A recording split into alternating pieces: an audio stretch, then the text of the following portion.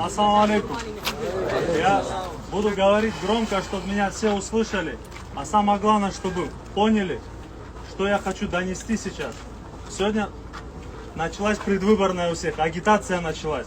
Сейчас сюда, в каждое село заедут люди с деньгами и будут предлагать 1000 сом, 5000 сом. В день выборов 10 тысяч сом будут предлагать. Просто запомните и подумайте, если человек каждому готов 5000 сом дать, ему нужно 7000 голосов, 35 миллионов сомов, 450 тысяч долларов. Грубо 500 тысяч долларов человек отдает. Он будет о вас думать потом? В ближайшие 5 лет он будет о вас думать, кто вам деньги дает? Никто не будет думать о вас. Никто не будет думать. Эй, сюда сейчас придут ваш голос, ваших сестер, матерей будут предлагать, давай я куплю. Клянусь Аллахом, эти деньги харамные будут. Эй, не голосуйте за ту партию, которая вам деньги дает.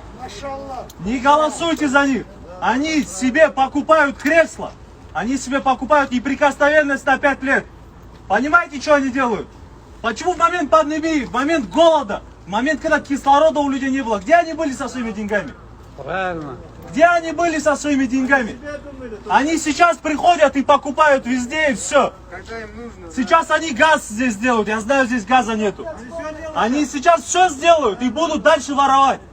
Понимаете? 5 лет будут воровать. Вряд ли газ.